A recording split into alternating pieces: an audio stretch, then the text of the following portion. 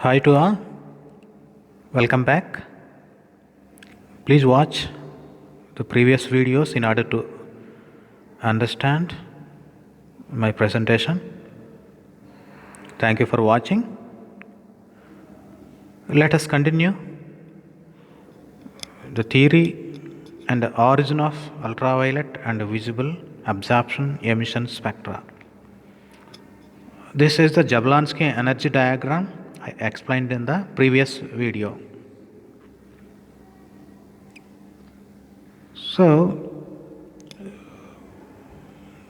when the molecule absorbs sufficient energy, its ground electronic energy level gets promoted to first excited electronic energy level,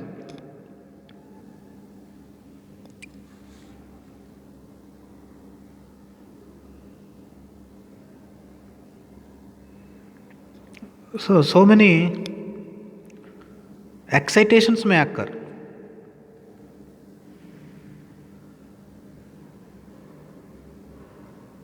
So like this one. So from ground electronic energy level to the first excited electronic level, the energy difference between ground electronic energy level to this first transition is given by delta E1, and the energy difference is delta E2 for second one, and delta E3 represents the third excitation, and so on. So like this, many excitations are going to happen when the molecule absorbs the energy.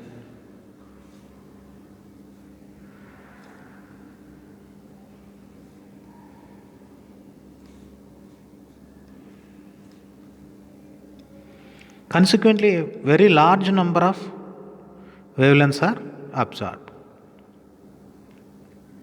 each corresponding to a particular value. Together that they appear as a continuous band spectrum. For example, if these energy differences right from delta E1 to delta E7, if we distribute on a normal or a Gaussian curve, these energies, absorbed energies with some energy difference delta E1 to delta E7 is going to produce a curve which much similar to our Gaussian curve as a result of the gain of energy, and presents an absorption spectrum. Now, when these energy gain, the energy gain, electronic energy gain accompanied by vibrational, rotational energy gain, and represented by a Gaussian curve. So it appears as an absorption spectrum, which is given by absorption of energy taken by molecule on y-axis. So the wavelength corresponds to that energy difference, or the wavelength at which the energy difference is compensated in order to achieve a particular electronic transition is taken on y-axis. So absorption is taken on y-axis, and the wavelength corresponds to the delta E, the energy difference to achieve the electronic transition is taken on x-axis. So the transition delta E4 is given by the highest proportion of the molecule. So what happened? Some molecules in the population representing a particular functional group,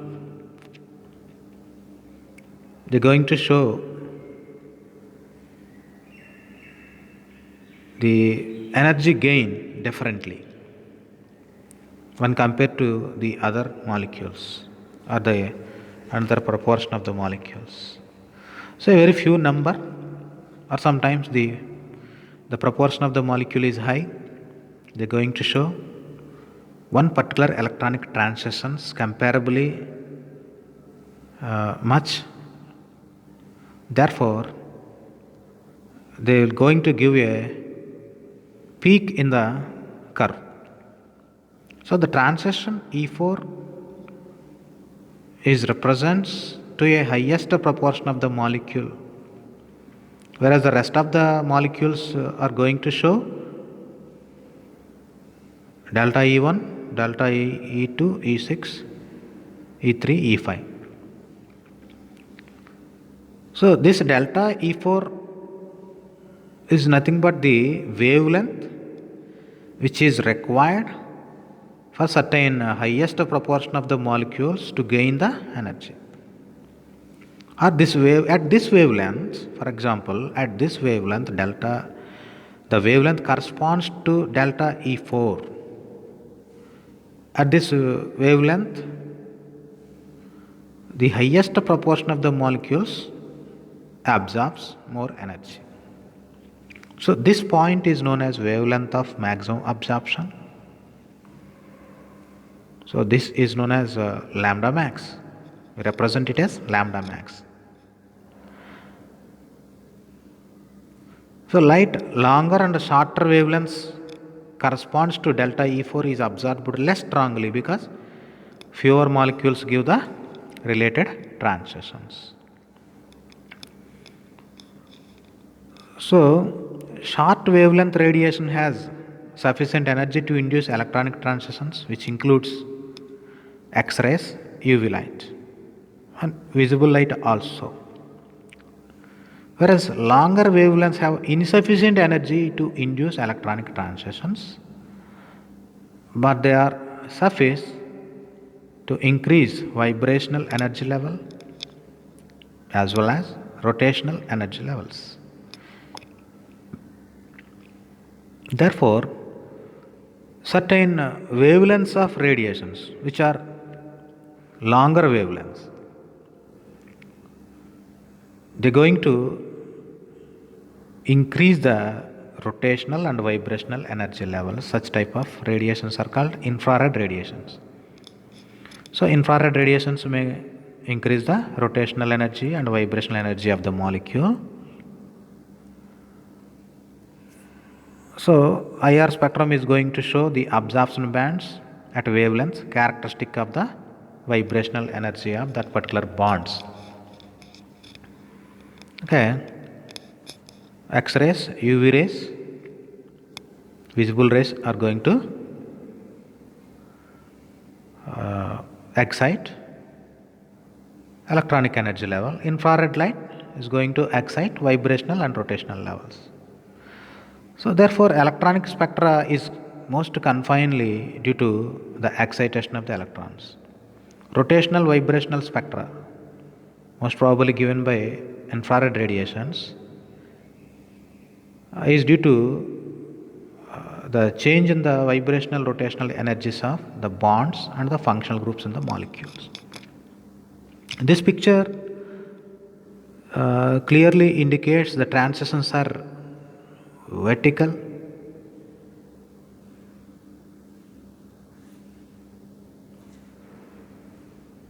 If you see, the transitions are vertical.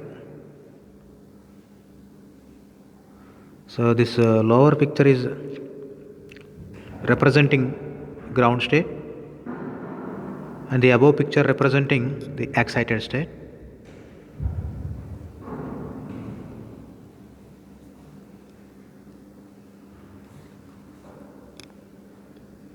And vibrational energy levels, you can see vibrational energy levels represented by blue lines. Of course, the lines are horizontally drawn, but the excitations are vertical excitations or vertical transitions. Several vibrational levels will constitute an electronic excited level, electronic energy level. So the ground level and energy excited level is differentiated by some energy change. This R is the internuclear distance, which is negligible during the course of electronic transitions. If you observe this B picture B, what happened here? The energy is upwarding, showing upwards, the wavelength showing downwards. So X-rays, ultraviolet are going to promote electronic transitions in the atomic as well as molecular level. Visible light is also going to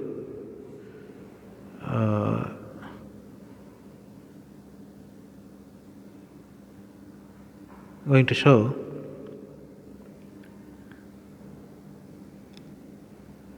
the electronic excitation level.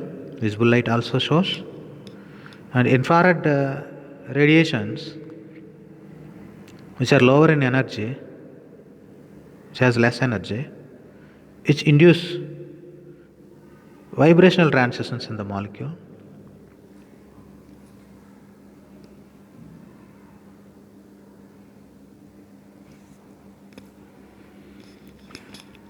Let us take one molecule to understand the excitations. This is the case of formaldehyde. This molecule contains C double bond O. So in the double bond,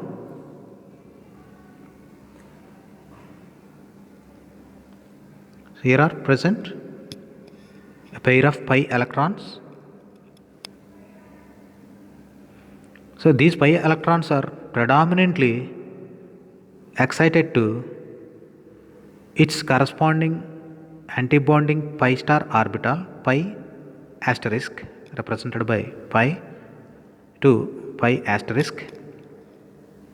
This is one sort of electronic transition exhibited by formaldehyde. This electronic excitation or electronic transition corresponds to the wavelength 187 nanometer, whereas this molecule also exhibits the electronic transition from N to pi star. So the N electrons present on the oxygen atom, non-bonding electrons may also going to excited. So as non-bonding electrons have no antibonding orbital, or the high energy orbital of non-bonding electrons corresponds to the pi star energy level, so that the corresponding electronic transition is said to be N to pi star electronic transition, which require higher wavelength or least energy 285 nanometers.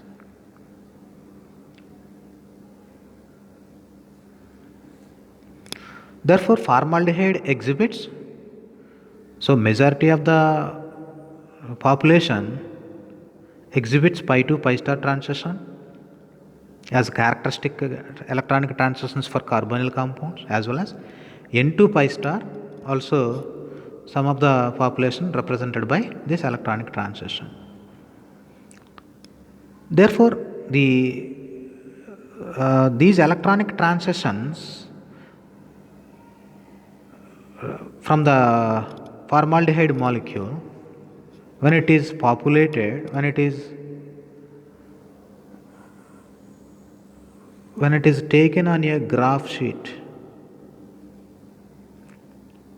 So here are n number of electronic transitions are going to happen in the same molecule.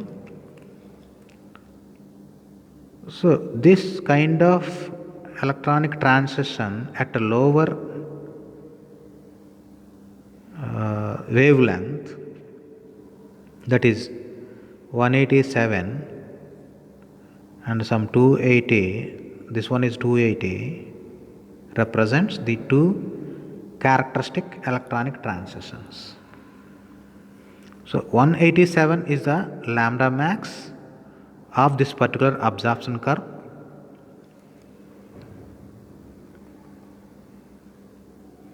Whereas 287 is lambda max of this second absorption band. So these are known as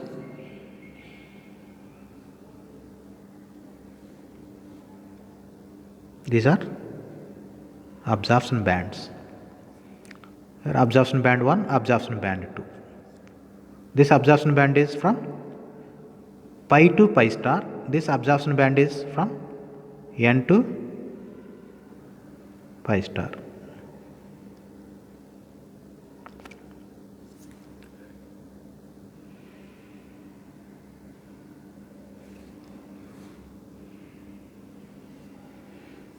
So likewise, many electronic transitions are going to happen. When we arrange them properly, we get a Gaussian distribution, and each electronic transition corresponds to a particular wavelength of light submitted to the molecule. But some portion of the molecule, some population of the molecule is going to exhibit a particular kind of the electronic excitation, which is characteristic to that particular molecule. Therefore, in the case of formaldehyde, it can have numerous electronic transitions. Among the numerous electronic transitions, the important electronic transitions are pi to pi star, representing one absorption band, and n to pi star, representing another absorption band. So in that this lambda max is 187 for this absorption band, and 280 nanometer is another lambda max for the second absorption band. So likewise, drug molecules going to exhibit their absorption curve, which is represented by one or more absorption band. A record of amount of light absorbed by the samples as a function of wavelength of light is called absorption spectrum. Now, the amount of light absorbed by the samples as a function of wavelength of light. So each and every wavelength of light is isolated by a monochromator in the instrument, which is going to be furnished, submitted to the molecule, whereby the molecule shows some absorption. Certain amount of the light may get absorbed by the molecule. So when we present on a graph and present on a screen, these energy gains are going to show a Gaussian distribution. So absorption spectrum usually contains one or more absorption bands. It is also called as electronic spectra, since the electrons are involved in the process of excitation.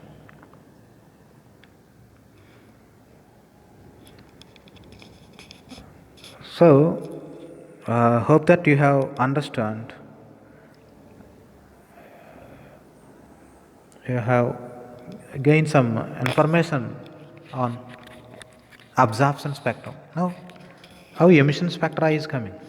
After the absorption of ultraviolet or visible light, the excited molecules are extremely short-lived.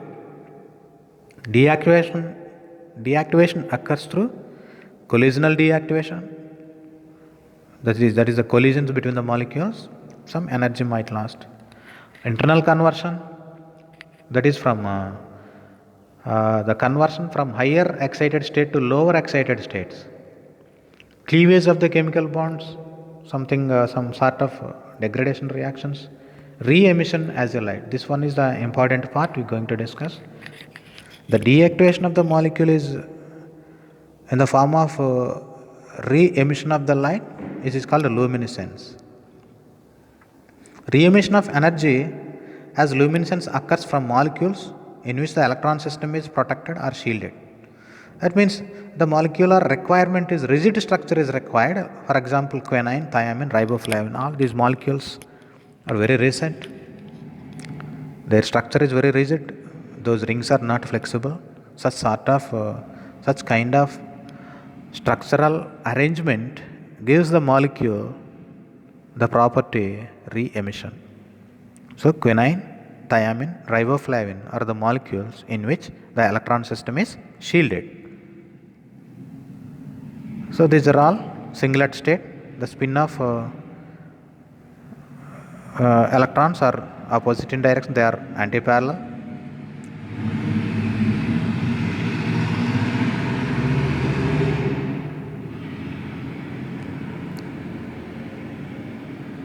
Sorry. Triplet excited state, the spin of electrons are unpaired, they are parallel. So this one is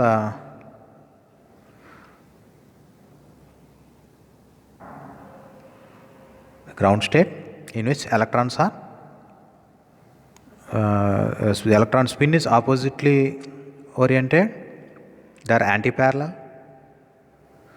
This one is also antiparallel but unpaired, electrons are unpaired. This one is parallel orientation, unpaired, it is called excited triplet state.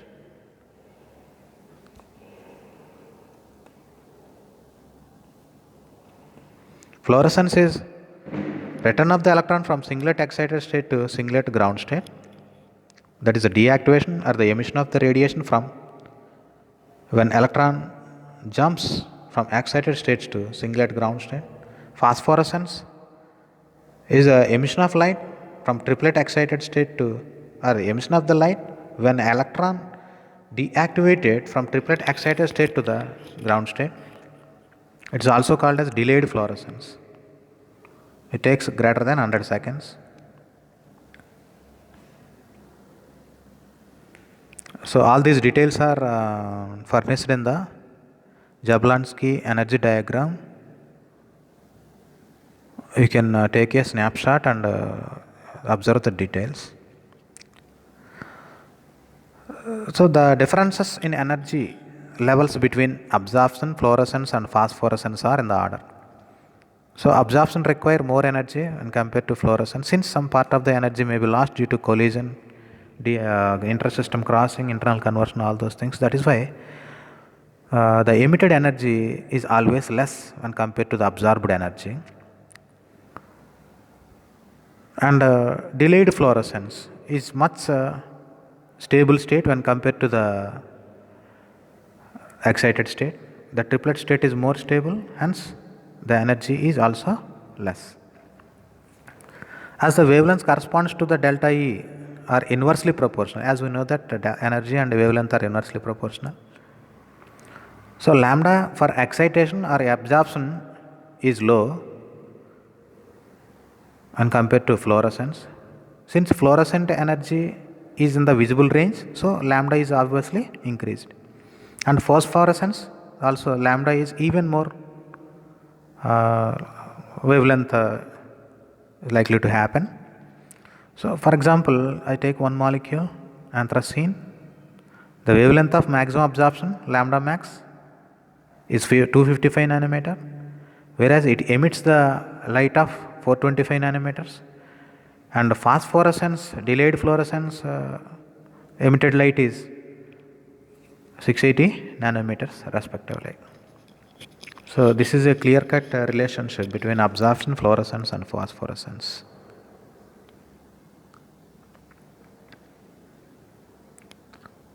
So up to this, I hope you understand how molecular absorption and emission is going to happen in the molecules as a result of electronic transitions in the molecules, so that this spectra is also known as electronic spectra. Okay. Thank you for watching.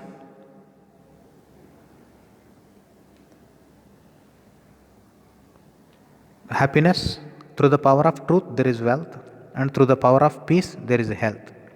Together they give happiness. Happiness can't be bought, sold and bargained for. Happiness is earned by those whose actions, attitude and attributes are pure and selfless.